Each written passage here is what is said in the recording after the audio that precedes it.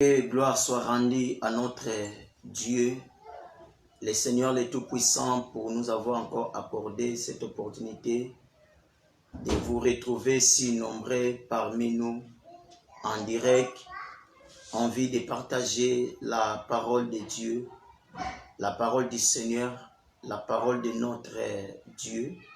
Seigneur éternel, au nom de Jésus, bénis ces moments, assiste-nous. Bénis quelqu'un à travers cette parole.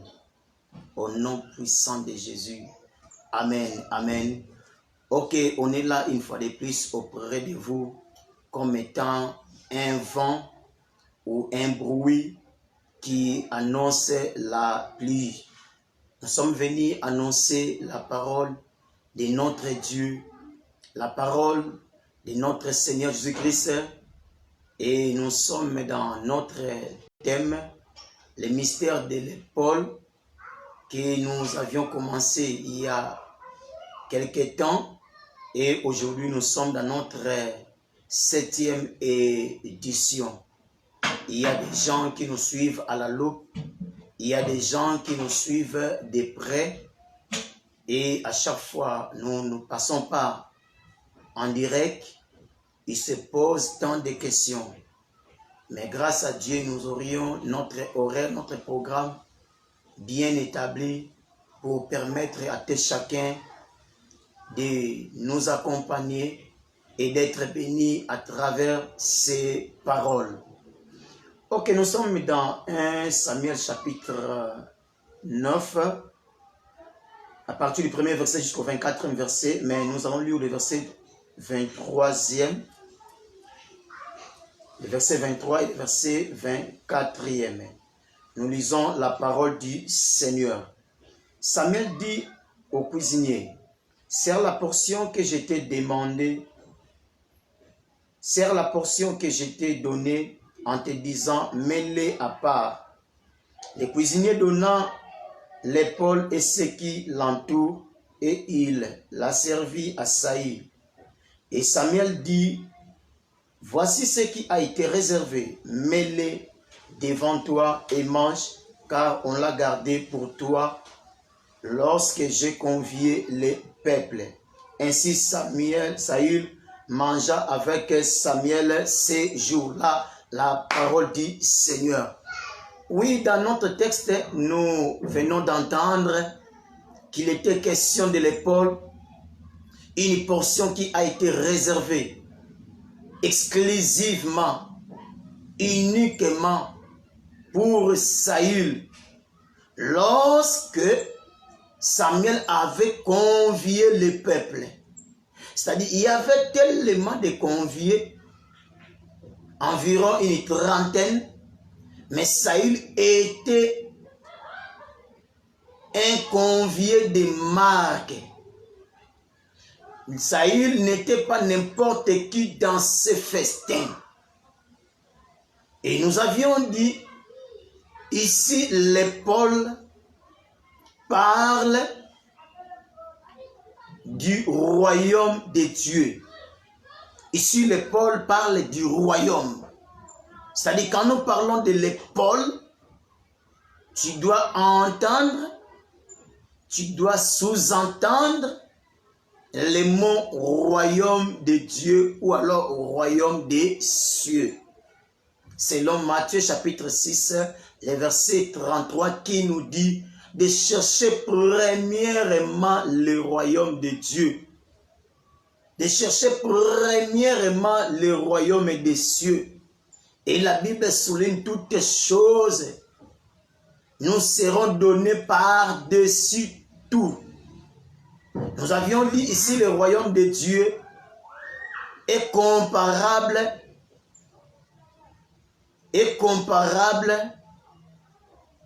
à Léa.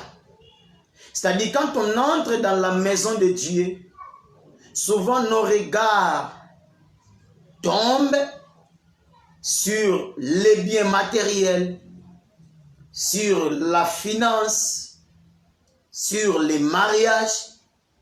C'est ça souvent la préoccupation de beaucoup de gens. Mais alors que la maison de Laban a un consigne. La maison de Laban a des principes. Et les principes pour lesquels on devait se soumettre, c'était de laisser premièrement l'aîné sortir. De laisser premièrement l'aîné sortir. Or, l'aîné, les premiers, c'est ce qu'on appelle ici le royaume. Quand on vient chercher Dieu, quand on s'approche de Dieu, la première des choses de chercher, c'est de chercher le royaume. Alors que Rachel qui représente ici toutes choses, Rachel qui représente ici le centuple, Rachel qui représente ici les bénédictions d'ici-bas, viendra après. Très important, c'est qu'on est en train de prêcher ou de vous raconter, de vous annoncer. Et dans notre édition, ou dans notre 5e et 6e édition, nous avions parlé de long à large concernant le royaume, ou chercher premièrement le royaume de Dieu. Et ici, on voulait un peu avancer dans notre matière. On doit chercher. C'est ce qu'a fait notre sœur Esther. Esther était esclave dans les pays d'Assise. Mais quand il était question du roi, parce que le roi aussi représente le royaume, or le véritable roi, c'est notre Seigneur Jésus-Christ qui est le royaume de Dieu auprès de nous. Alors vous allez remarquer que Esther n'a pas voulu ce que d'autres femmes contemplaient, ce que d'autres femmes enviaient, mais ce que voulait Esther, c'était avoir les maris, c'est-à-dire gagner la confiance du roi. Beaucoup de gens oublient que premièrement, il faut gagner la confiance du roi. Jésus-Christ est pour nous le royaume de Dieu. Et le royaume qui est venu auprès de nous. C'est une grâce pour nous que Dieu a réservé pour tout un chacun.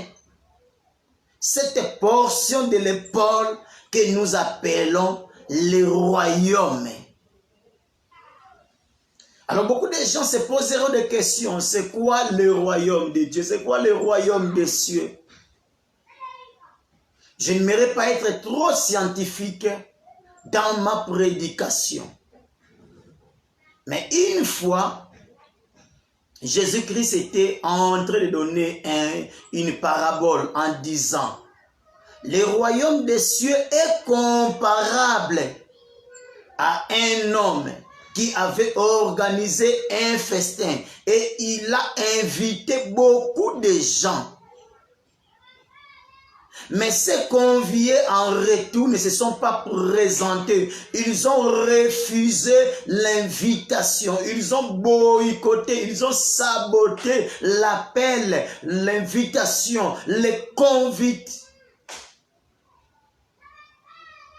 Je m'en vais. Alors que l'hôte de la fête, alors que cet homme ordonna à ses serviteurs d'aller dans la rue, ou dans les rues, au pluriel bien sûr, forcer les gens. Dans d'autres versions, on dit appeler ceux qui n'étaient pas invités.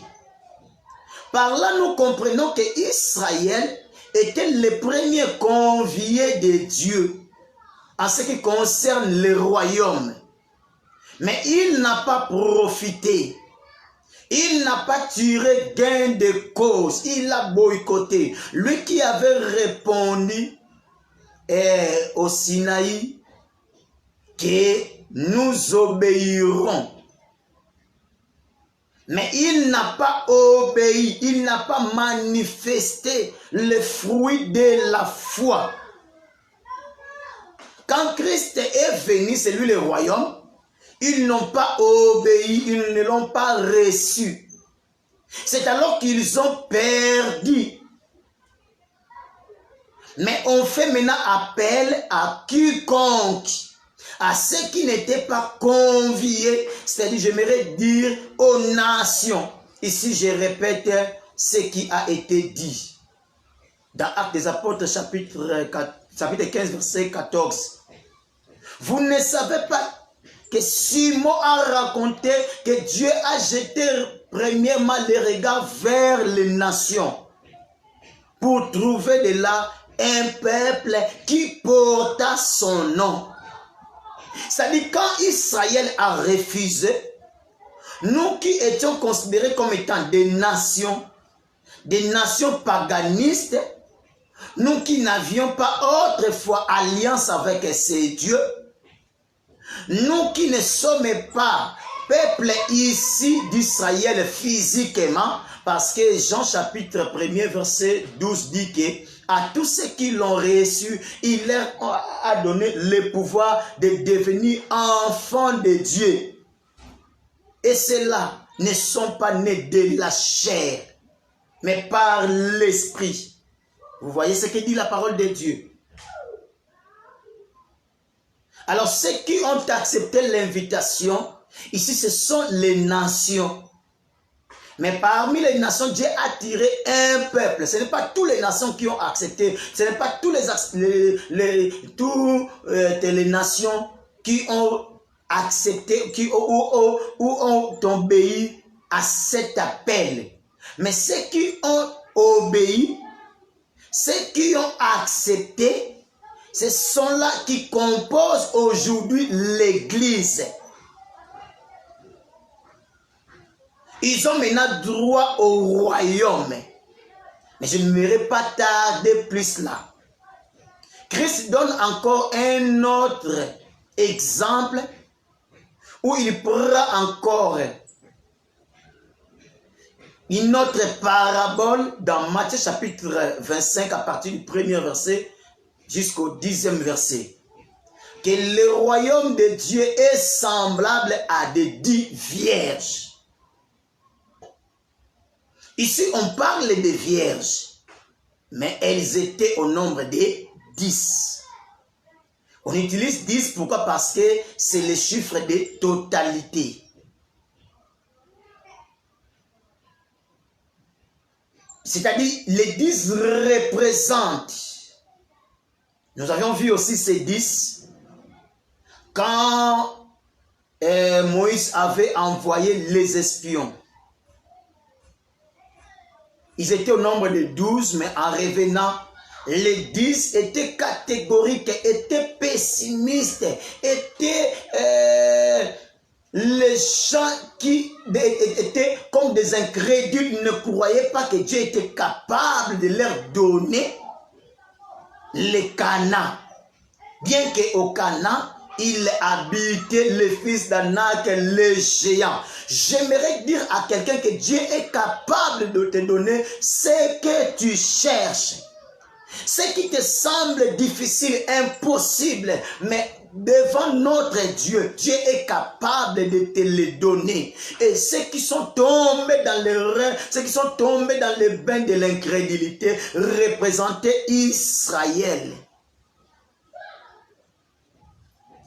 Il n'était qu'un échantillon d'Israël. Alors nous comprenons que les chiffres 10 parlent de la totalité. De même quand on parlera aussi des 10 cornes, cela parle de la totalité ou de ceux qui représenteront de grandes puissances des nations. Alors pourquoi on les appelle des vierges? Ici, le langage vierge est revenu aussi chez l'apôtre Paul. Je vous ai fiancé à un homme, comme des vierges. Ici vient, c'est-à-dire celui qui n'est pas défloré, celui qui ne connaît pas un homme. Étant donné que nous sommes fiancés à Jésus, nous ne pouvons pas avoir des relations avec d'autres. C'est-à-dire, l'Église doit rester pure, comme on parle de Silamite dans Cantique des Cantiques, chapitre 6, le verset 10e. Elle était pure comme le soleil, parce que la femme qui est l'Église est celle qui est entourée ou enveloppée du soleil. Elle était belle comme la lune. Pourquoi? Parce que elle est venue au temps de la nuit. C'est ça, Léa, qui est venue au temps de la nuit. Mais cela n'empêche pas qu'elle soit pure comme le soleil. Pourquoi? Parce que pour nous les nations, pour nous l'Église, le soleil s'est levé. Nous sommes comparables à Gabaon, où Josué avait arrêté le soleil, que le soleil arrête-toi sur Gabaon. Sur nous l'Église, nous avions présence du soleil, bien que nous traversons les temps de la nuit, mais nous avions toujours notre lumière. C'est pourquoi l'Église de Jésus-Christ n'a jamais été entrée dans le noir. Si quelqu'un te dit que l'Église, il y a eu des moments où l'Église était dans le noir, c'était menteur. Le noir issu, l'ignorance issue parle aussi de la mort. Oh, Christ a dit, le séjour des morts, les portes de séjour des morts, le séjour des morts ne prouvent point les portes de l'Église. L'Église a toujours connu la lumière. Même si on ne peut pas voir cette lumière comme cela, mais nous croyons que l'Église demeure dans la lumière. Prophétiquement parlant, l'Église est venue au temps du soir où il y a la présence de la lune. C'est-à-dire c'est la lune qui préside. Ici, la lune ne représente rien d'autre que l'enseignement, parce que la lune, c'est la maman. Est-ce que quelqu'un m'entend? J'aimerais être un peu prophétique aujourd'hui. La lune, c'est la maman. Oh, Proverbe dit ceci, que nous avions l'instruction du Père et l'enseignement de la maman. On doit refléter l'enseignement. Oh, que Dieu bénisse quelqu'un. On doit avoir la beauté de l'enseignement. Et quel enseignement s'agit-il? C'est l'enseignement de Jésus-Christ, comme j'avais donné ce passage de Romains chapitre 10, verset 17. La foi vient de ce qu'on entend, et ce qu'on entend vient de la parole de Christ. Dans d'autres versions, on dit vient de la prédication du Christ. Il y a des gens qui reçoivent des prédications, mais ces prédications ne sont pas prédications du Christ. Des fois, ce sont des prédications des remplaçants, des représentants du Christ, mais non pas de Christ lui-même. Mais ce qu'on a besoin aujourd'hui, ce n'est pas le message, la prédication d'un prophète quelconque qui a connu la mort et il n'a pas pu vivre la résurrection. Même Lazare à son tour était ressuscité. Mais ces prophètes-là qui prêchent, ces prophètes-là qui enseignent, il est entré dans les sépulcres et il est resté là. Même ces os sont incapables de donner la vie, comme c'était le cas pour les os du prophète Élisée. Ici, les vierges représentent le peuple de Dieu qui demeure dans la vraie parole ou dans le vrai enseignement. La Bible dit de la femme de l'Apocalypse chapitre 12, elle avait sous ses pieds la ligne. Or, la ligne, c'est la maman. Or, la maman, c'est l'enseignement. Et je m'en vais dire quelque chose dans Cantique des Cantiques, chapitre 1er, le verset 8e. Tu es la plus belle de toutes les femmes, la plus belle des femmes, mais marche sur la trace des brebis. Ici, les brebis viennent au pluriel. C'est-à-dire, pour être qualifié la plus belle, on a besoin de suivre la trace des brebis. Ici, les brebis représentent le fondement des prophètes et des apôtres, selon Éphésiens chapitre 2, le verset 20e. Je ne suis pas trop dur, bien-aimé, mais j'aimerais mettre l'équilibre. Il y a des temps où on peut parler sur l'esprit de l'exhortation, mais il y a aussi les temps où il faut nécessairement brouter ou manger les aliments solides. On ne peut pas toujours rester dans le lait maternel. Paul a dit, mais je croyais que vous devez déjà supporter les aliments solides. Mais pendant que vous demeurez encore dans le lait spirituel, dans le lait maternel. Les vierges ici, ce sont les gens qui ont reçu la vraie parole et qui l'ont gardée. Ici, les vierges se diffèrent au peuple des Galates pour qui l'apôtre Paul a insisté. Galates, qui vous a ensorcelé? Vous avez commencé en esprit et vous voulez finir par la chair.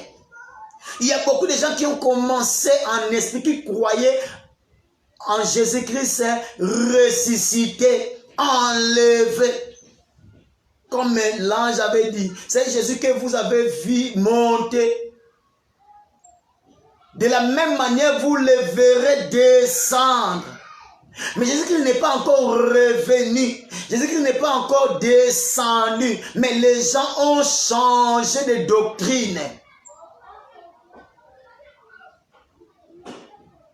Paul a dit, parmi vous, il s'introduira, alléluia, des bêtes sauvages, des faux prédicateurs, des fausses prédications. Nous sommes dans l'ère où il y a de fausses prédications. Et quand tu embrasses de fausses prédications, tu as perdu ta virginité. Comme Dina, la fille de Jacob, qui avait quitté la maison de Jacob, la maison de protection, la maison de sécurité, pour aller voir ce qui s'est passé dehors. Il y a beaucoup d'enfants de Dieu qui ont quitté la vraie parole pour aller voir ce qui se passe ailleurs. Et fin de compte, Dina a été déflorée, Dina a été déviergée, elle a perdu ce qu'elle avait de meilleur. Tu es la personne la plus bénie. Toi qui demeures dans la parole pure, dans la vraie parole. Ici, j'encourage, j'aime comme mon bien-aimé, l'apôtre Clovis dit. Il dit, nous sommes dans le temps où Christ a dit quelqu'un a semé le bleu et la nuit, l'ennemi est venu s'aimer livrer. Mais elle est livrée et le blé, tout se croise ensemble. C'est difficile de comprendre, de connaître qui est vierge et qui a été défloré. On est tous ensemble.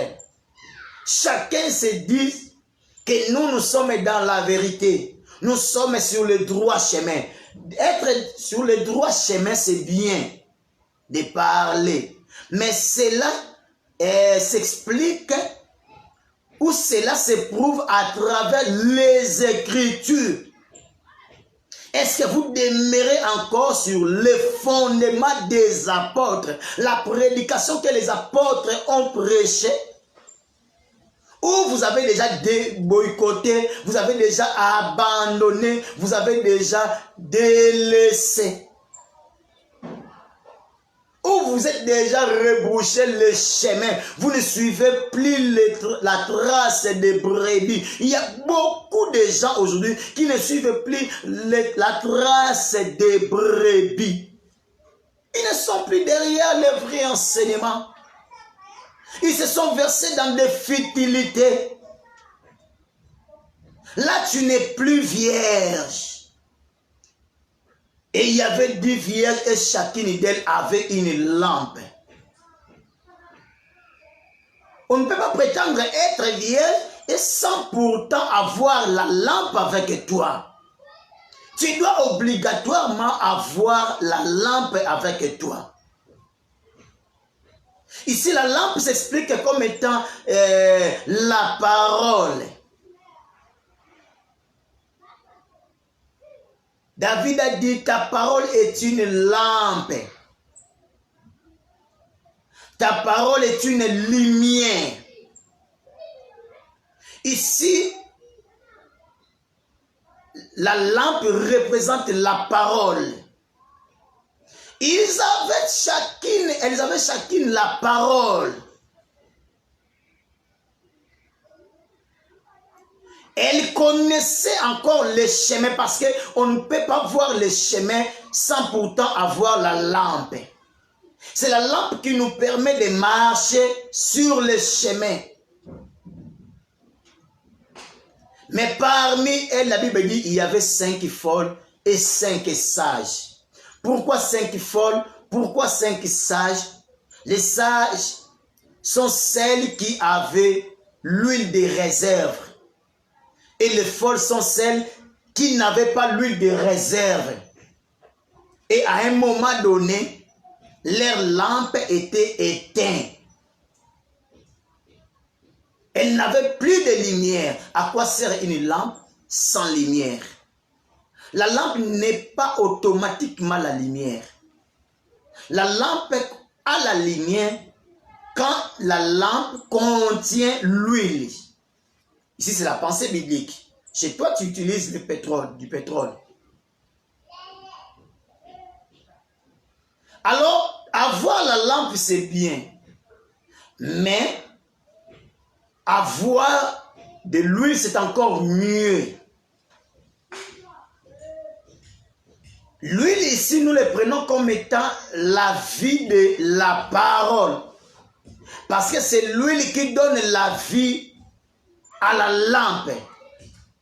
Là, je tombe directement dans le tabernacle et je prends un corps qu'on appelle porteur de lumière, que les gens appellent du chandelier. Le chandelier, c'est un corps qui apporte la lumière. Et il faut que le chandelier reste allumé nuit et jour. Mais il y a des enfants de Dieu qui possédaient la lampe. Mais au moment où nous parlons, ils possèdent toujours la lampe. Mais cette lampe n'a plus d'huile. Et quand il n'y a plus d'huile, automatiquement, quand il n'y a plus d'huile, automatiquement, la lampe reste éteinte. La lampe ne connaît plus de lumière. C'est pourquoi nous avions dit, ces vierges, chacun avait la parole. Et la parole que ces vierges avaient ne suffisait pas. Pourquoi? Parce que Jacques dit, ne vous bornez point seulement à l'écoute, mais mettez-en en pratique. C'est-à-dire, nous avions droit, nous avions droit à la parole. Mais on ne doit pas s'aborder seulement à la parole, mais nous devions être à mesure de mettre en pratique cette parole que nous avions, cette parole que nous avions reçue. Alors quand on jette la parole, quand on reçoit la parole et qu'on ne les met pas en pratique, on est semblable. On est semblable à ces 5 vierges folles qui avaient des lampes mais sans l'huile. Et cela nous permettra, si nous avions avec nous la lampe qui est la parole, et que nous avions aussi la vie de la parole. C'est-à-dire, nous nous conformons à cette parole. Notre vie dépend de cette parole. Nous marchons selon cette parole. Nous marchons selon cette parole. Quand on n'arrive pas à marcher selon cette parole, rien n'ira. Nous perdrons notre récompense. Nous raterons le royaume promis. Parce que Christ a dit, le royaume des cieux, le royaume de Dieu est comparable. Elles étaient au nombre de 10. Mais il y a 5 sages qui ont pu entrer, qui ont pu accéder, qui ont bénéficié. Très important. Beaucoup de gens ont bien commencé. Mais à l'heure où nous sommes, quelle est ta position? Est-ce que tu gardes toujours la même position que tu avais au début ou tu t'es changé? Ou tu t'es déformé? Examine ce que tu entends. Ta vie dépend de la parole que tu entends. Si c'est la parole que tu reçois, si la parole que tu reçois ne vient pas de Jésus, ne vient pas du Seigneur, soyez-en sûrs, tu n'auras pas la foi. J'aimerais terminer en disant dans Luc chapitre 18, verset 8e, Christ a dit, est-ce que quand le Fils de l'homme reviendra, trouveras-tu la foi? C'est ce que Christ veut trouver en toi. Or, ce qui naît la foi, c'est la parole de Dieu. Et ce qui aide la foi à croître, c'est aussi la parole de Dieu. C'est-à-dire la parole de Dieu donne naissance à la foi. C'est la parole de Dieu aussi qui soutient, qui prend soin de la foi. Alors quand tu n'as plus la parole de Jésus, tu entends maintenant la parole de ces prophètes-là, de ces visionnaires-là. Christ ne te trouvera pas avec la foi. Parce que Christ Jésus reviendra retrouver ou trouver ou chercher sa parole en nous. C'est ce qu'il cherchera. Si nous continuons à garder cette parole, si nous sommes toujours fidèles à cette parole, si nous abandonnons pas cette parole, voici ce que Dieu nous a mis à cœur pour te prêcher. Je sais que tu as encore la parole de Dieu en toi. Mais prends garde de les mettre toujours en pratique. De marcher dans la conformité de cette parole. Que notre vie reflète cette parole. Ainsi que nous serons enlevés à la rencontre de notre Seigneur. Parce qu'il y a une voix cria d'une forte. Voici l'époux. C'est ça la trompette qui sonnera. C'est ça aussi le cri de l'archange. Ok, que Dieu bénisse tout et chacun. Nous sommes toujours là. Si vous avez des préoccupations, cherchez-nous. Parlez avec nous. Par la grâce de Dieu, nous vous aiderons à trouver quelle est la volonté de Dieu pour tout et chacun. Nous sommes dans plus 244, 9, 49, 44, 47, 47.